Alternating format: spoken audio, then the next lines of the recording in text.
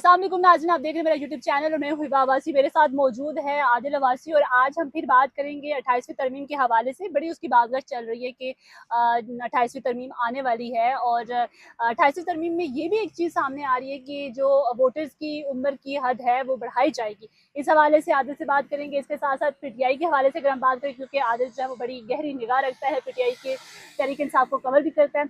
तो अब जो है वो क्योंकि इमरान खान से मुलाकातें भी नहीं होने दी जा रही और इसके बाद जो सीएम ने धरना भी दिया था, लेकिन अब जो है वो क्योंकि लास्ट टाइम जो है मुलाकात नहीं होने दी जा रही थी, तो सीएम ने कहा था कि जो अगला मुंगल आने वाला है अगर वहाँ उस वक्त भी मुलाकात की इजाज़त नहीं देगी तो हम अगला लाहेअमल कुछ और प्लान करेंगे। अगला लाहेअमल क्या होगा? आदिल, सबसे पहले तो हम 28वीं तरमीम की बात करते हैं।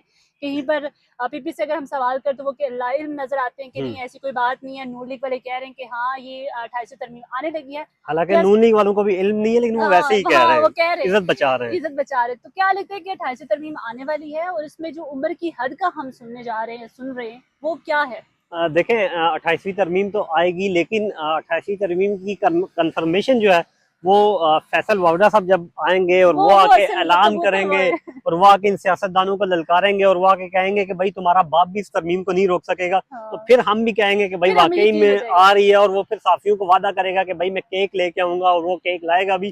तो फिर तो ये एक मोहर साबित हो जाएगी। लेकिन अभी जो बातगश्त हो रही है, खबरें जो हैं वो 28वीं तरमीम आ रही है और 28वीं तरमीम में बाकी सब बातें जो है वो एक तरफ हो जाती हैं। जब राना सनाउल्लाह ने एक प्रोग्राम में बैठ के ये कहा कि हुकूमत शायद इस बारे में भी कुछ कानून साजी करे कि वोटर की जो उम्र है वो बढ़ाई जाए 25 ईयर। तो उसके बाद जो है वो लोग भूल गए कि एनएफसी अवार्ड में क्या होगा, बेनजीर इनकम प्रोग्राम वो किधर जाएगा, सेहत किसके पास, तालीम किसके पास। अब एक ही बात डिस्कस हो रही है। आपसे कुछ देर पहले पीटीआई ने प्रेस कॉन्फ्रेंस किया, वो भी तकरीबन इसी पे थी कि भाई आप लोग नौजवानों का हक मारने जा रहे हैं। देखिए, बात बड़ी जेन्युइन है। अगर एक पार्टी का चेयरमैन 18 साल की उम्र में जो है वो पार्टी का चेयरमैन बन जाता है, नवाज शरीफ के बेटे 18 साल की उम्र में लंदन में जाके फ्लैट्स ले सकते हैं, तो एक आम पाकिस्तानी, गरीब पाकिस्तानी अपने हुक्मरानों को क्यों नहीं चुन सकता? वो 18 साल की उम्र में वो शादी कर सकता है, पुलिस में भर्ती हो सकता है, आर्मी में भर्ती हो सकता है, सीएसएस में जा सकता है, सब कुछ कर सकता है, लेकिन वोट नहीं। एक सीएसएस में अपेयर होने वाला शख्स, एक पाकिस्तान आर्मी में या मुल्क की किसी भी इदारे में जो है वो भर्ती होने वाला शख्स, वो वोट नहीं दे सकता। फिर तो वो उन इदारों में भी जो है वो नहीं जा सकता। आईडी कार्ड भी बन सकता है। और अभी मैं आपको दुनिया का एक रिकॉर्ड बताऊं, दुनिया का कोई भी मुल्क ऐसा नहीं है जिसमें 18 साल से ऊपर इस तरह की जो उम्र है जो वो मुकर्रर की गई हो। शुमाली कोरिया में 17 है। मतलब जितने दुनिया के मालिक है वो अब ये सोच रहे हैं कि अब ये उम्र जो है वो 16 साल की जाए, क्योंकि अब वो सोच रहे हैं कि अब लोगों में शऊर ज्यादा आ गया है। अब लोग जो है, एक नौजवान जो है वो सियासी शऊर रखते हैं। मगर हमारे यहाँ वही बात है कि शायद ये सोचते हैं कि पटवारी कम हो जाएंगे। ये उस तरह नहीं होगा। आप अगर इमरान खान को इस तरह करेंगे तो इमरान खान का इक़्तिदार ने उसे उस तरह शिकस्त दे। यकीन करें, जितने सीनियर जर्नलिस्ट हैं जो इमरान खान के सख्त नाक़िद है, शमा जुनेजो को मैं रात को पढ़ रहा था, वो ये बता रही थी कि मेरा बेटा जो है वो सख्त किस्म का यूथिया है, और अगर 50 साल भी कर दे तो वो अभी 25 साल का, वो 50 साल बाद भी यूथिया ही रहेगा। भाई उसने चेंज नहीं होना, तो हमारी जनरेशन नहीं होनी। जो एसआर राना साहब ये कह रहे थे कि जो यूथिया 17 ईयर का था वो अब 25 साल का हो गया है, तो जाहिर बात है लोग क्या कहाँ रुकने वाले इस तरह की हरकतों से। ये बूढ़ी हरकत हो सकती है और कुछ नहीं। ऐसा ही है। अच्छा, हम दूसरा सवाल ये पीटीआई की तरफ आते हैं। तो पीटीआई का क्या लगता है कि अगला लाहेअमल क्या होने जा रहा है? हम काफी टाइम से देख रहे हैं, कभी धरने की बातें होती हैं, कभी स्पोर्ट्स की बात हो रही है, कभी किस चीज की बात हो रही है।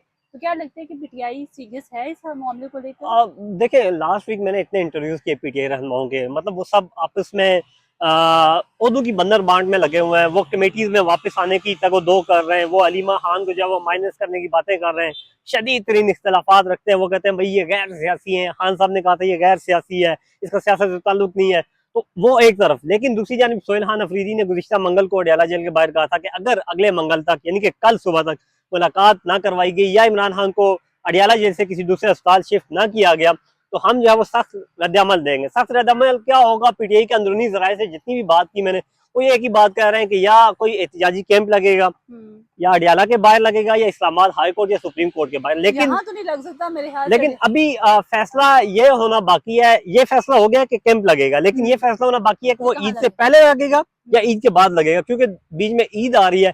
अब भी जब ये हम रिकॉर्डिंग कर रहे हैं करना भी बड़ा मुश्किल है इस्लामाबाद में, तो मुझे नहीं लगता कि उनके लिए जो है वो इतना आसान नहीं। होगा। माजी में सुप्रीम कोर्ट रमजान से पहले सुप्रीम कोर्ट ऑफ पाकिस्तान के बाहर रोजाना धरने देते थे, सोहेल खान अफरीदी भी बैठते थे। तो मतलब इनका कैंप जो होगा वो ये सुबह 10 से लेके कोर्ट टाइम 3 बजे तक ये वहां पे बैठेंगे।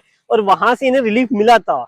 उस एहतजाज के बाद ही सलमान सफदर 3 घंटे जाके इमरान खान से मुलाकात किए थे और कोर्ट ऑर्डर उसके बाद ही आया था।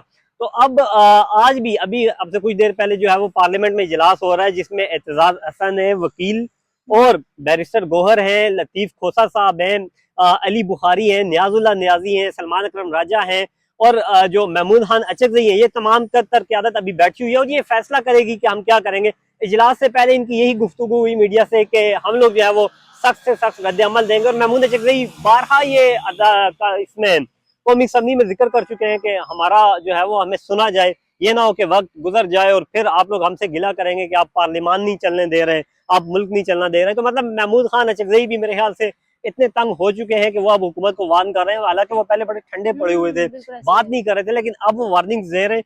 तो कुछ तो हो रहा है मेरे ख्याल से। मुज़ाकरात जो वो बैकडोर चल रहे थे, या उसमें कोई पेशरफ्त हुई है, क्योंकि आज सुप्रीम कोर्ट ऑफ पाकिस्तान में एक पटिशन भी दायर हुई है पीटीआई की जानिब से कि इमरान खान को अडयाला जेल से जो है वो किसी अस्पताल शिफ्ट किया जाए। तो हो सकता है वहां से पेशरफ्त हो और अदालतों के थ्रू कोई रिलीफ मिले। मतलब आप कहना चाह रहे हैं कि कुछ ना कुछ खुशखबरी आने वाली है? खुशखबरी माजी में भी बहुत मरतबा आने वाली थी, मगर रुक पीटीआई की अंदरूनी मतलब बानी पीटीआई की फैमिली में से कुछ ऐसे नाम दिए गए कि उनको हुकूमत ने तस्लीम नहीं किया। पीटीआई की एक रहनुमा से मैंने हाल ही में इंटरव्यू किया, तो उन्होंने कहा कि हमें रात को फोन आई मोहसिन नकवी साहब की। उन्होंने कहा हम खान साहब को कल रात हफ्ते की रात शिफ्ट करेंगे, मगर थोड़ी देर बाद बानी पीटीआई की जानिब से जो है, बानी पीटीआई के कुछ लोग हैं उनकी जानिब से, हालांकि ये फैमिली ने नाम दिया था लेकिन वो पीटीआई रहनुमा उन्होंने नाम नहीं लिया। उन्होंने कहा जी कि कुछ लोग थे जिन्होंने कुछ ऐसे नाम दिए जिसपे हुकूमत नहीं मानी। तो अब वो डील हो चुकी थी, इमरान खान शिफ्ट होने वाले थे अस्पताल, मगर वो होते होते रह गई आखिरी लम्हों में। कि ये जब ये चीजें चल रही होती हैं तो डील होना और ये मुज़ाकरात होना, या मतलब हुकूमत भी थोड़ी सी रिलैक्स हो जाती है वहाँ पे, तो वहाँ पे जो इख्तलाफात हैं पीटीआई के वो बाहर आते हैं, तो फिर वो बाहर जब आते हैं इख्तलाफात, वो इमरान खान के लिए मुश्किल हो जाते हैं। नहीं, इमरान खान के लिए मुश्किल नहीं। पीटीआई की क्यादत की अगर मैं बात करूं, क्यादत के जो इख्तलाफात हैं वो इस हद तक है कि ओहदा फलां ओहदा उसको मिलना चाहिए, फलां ओहदा, वो इमरान खान के हवाले से सारे मुतहिद हैं। नहीं, मुतहिद हैं। अच्छा। बानी पीटीआई की जो फैमिली आती है ना, वहां पे लड़ाई शुरू होती है। अच्छा। सारे इनके व्हाट्सएप ग्रुपों की वॉइस नोट्स जो मुझे सुनाए गए पीटीआई के अंदरूनी जराये की जानिब से, उसमें मैंने ये नोट किया कि वहां पे वो सब आपस में मुतहिद हैं भाई, लेकिन वो जिस चीज से उन्हें खतरा है वो हलीमा खान से है। वो कहते हैं भाई इनका सियासत से कोई ताल्लुक नहीं है। और पीटीआई की लास्ट टाइम जो पार्लिमानी पार्टी का इजलास हुआ, उसमें कुछ रहनुमाओं ने, 2 से 3 रहनुमाओं ने ये कहा कि अलीमा खान को पार्लिमानी पार्टी में इजलास में आना चाहिए। फिर बाकी 30 के करीब लोगों ने ये कहा कि भाई उसका क्या ताल्लुक है, वो आई तो हाँ, वो आई तो हम लोग नहीं बैठेंगे। तो ये होता है। और पीटीआई की एक रहनुमा ने ये भी इल्जाम लगाया कि असेंबली इजलास के अंदर कुछ लोग हमारे पार्टी के अंदर से एमएनए अलीमा खान को कॉल करके बताते हैं कि पार्लियामान के अंदर ये हो रहा है। तो इस हद तक अलीमा खान से इख्तिलाफ हो रहा है। मुश्किल हो रही है इमरान खान के लिए। हाँ, मतलब हुकूमत भी ये कह रही है कि नहीं चाह रहे, गंडापुर ग्रुप ये कह रहा है कि अलीमा खान की रिहाई नहीं चाह रही। तो हो सकता है, हो सकता है, लेकिन बहरहाल बहन है, बहन ऐसा क्यों करेगी। लेकिन फिर भी जो इख्तलाफात है, ये इख्तलाफात इनको एक मतलब मेज पर बैठ कर एक छत तले नहीं रहने दे रहे, लेकिन एक जो है ना वो हलीमा खान के साथ इनको बैठना चाहिए, उनसे बात करनी चाहिए। और जब तक ये आपस में मुतहद नहीं होंगे ना, तो ये धड़ाड़े रहेंगे। तो मेरे ख्याल से इमरान खान की जो रिहाई है वो मुश्किल हो जाएगी, या उनसे मुलाकातें भी इसी तरह मुश्किल होती है। इमरान खान का एक आजकल सोशल मीडिया पे क्लिप भी वायरल हुआ है, जिसमें वो कहते हैं कि पीटीआई को खतरा जो है वो पीटीआई को कोई पावर जो है वो शिकस्त नहीं दे सकती, और वो अभी साबित हो रहा है। ऐसा ही है बिल्कुल। मतलब वो कहते हैं ना कि आपको नुकसान पहुंचाने वाले अपने ही होते हैं, यारों को क्या पता कि उनको तकलीफ किस बात से होती है। फिर वक्त इतने मज़ीद अपडेट रहने के लिए देखते रहिए मेरा चैनल।